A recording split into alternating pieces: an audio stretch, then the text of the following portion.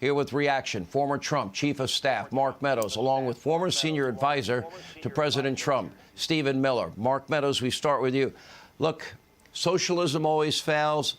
The new Green Deal would always fail. Getting rid of energy independence would always fail. Open borders amnesty will fail.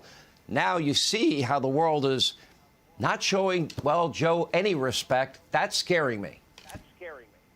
Well, it's scaring me, too. I talked to President Trump this afternoon, and when we looked at what's happening in the job market, the fact that you have more help wanted signs out than perhaps is healthy for the economy. I can tell you where we need a help wanted sign. It's at 1600 Pennsylvania Avenue. They need some help and some decision makers there because they're not in control of the border. They're not in control of the job market. They're not in control of our international relationships with China and Russia. And quite frankly, they're not even in control of their own narrative as they put it up. Congresswoman Tlaib's talking about shutting down DHS, but yet at the same time, they're talking about we're going to hire new IRS agents or perhaps send people door to door to check on vaccines. I mean, come on. It is just beyond belief that progressives would go this far to the left that quickly. And what is the net result of this? Where do you see this going, Stephen Miller?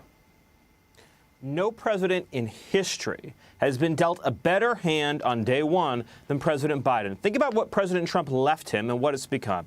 He left him a Middle East that was at the dawn of a new peace, the most secure border in American history, energy abundance. We had more energy than we knew what to do with. We had an economy that was primed to roar. We had a viable path towards a peace in Afghanistan. All of this and more was left at the doorstep for Joe Biden. And what do we have? We have cities out of control with crime. We have open borders. We have the Middle East in tatters. We have Afghanistan falling to pieces. We have an economy with massive inflation, runaway spending, and we have jobs that should be filled and not to be filled, but unwise fiscal stimulus policy is keeping workers out of the workforce. This is a disaster. Where is it leading, Sean? It's leading to an era of malaise, suffering, and economic stagnation. Low wages, high unemployment, and massive crime coming across our border and staying in our cities. Let me ask you this. The Trafalgar Convention of States poll that came out this week, Mark, 57% of Americans don't think Joe's in charge. 58% of independents, a third of Democrats don't think he's running the show. Pretty amazing because outside of this little 1 hour we have here and a couple of other hours on Fox and some of us in talk radio, the rest of the media is hiding Joe's cognitive struggles. What would that number be if the media did their job and actually showed America how bad this is deteriorating? Well, I think the economy is already showing the signs that no one's in charge. And if you really looked at an accurate poll, and if the broader spectrum of the media would actually cover this, what you would see is the tough questions fail to get answered by Joe Biden. And when he tries to answer them, he really stumbles all over his words. You know, if it's something more difficult than his favorite color or actually flavor of ice cream, he has a real tough time answering it. And so what we do know is that indeed Stephen is exactly right. He was dealt a great hand. All he had to do is sit in the Oval Office and allow much of this to go on autopilot. And instead what he's done is put progressive socialist policy in place that is harming the American people.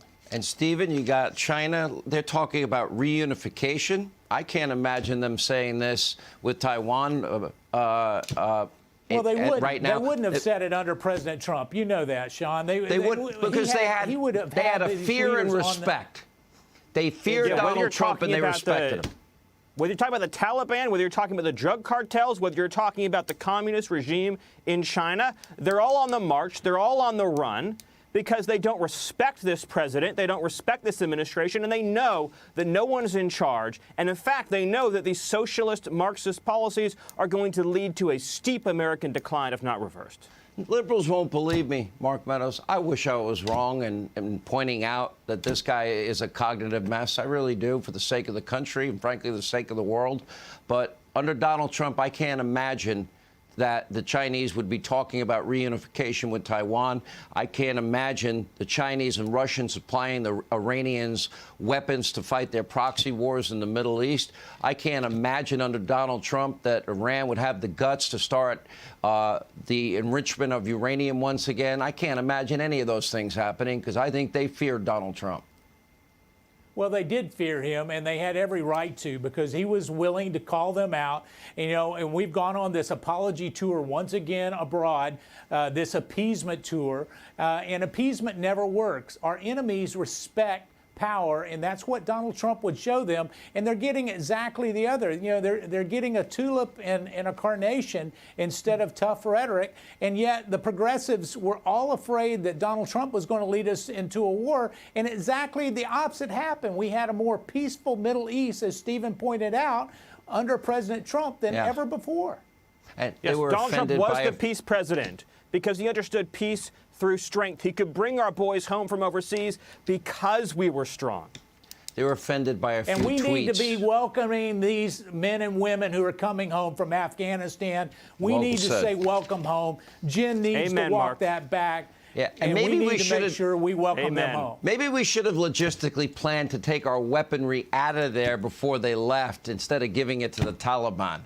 That's about as dumb as their nuclear deal with Iran. Thank you both. Mark Meadows, Stephen Miller. Hey, Sean Hannity here. Hey, click here to subscribe to Fox News YouTube page and catch our hottest interviews and most compelling analysis. You will not get it anywhere else.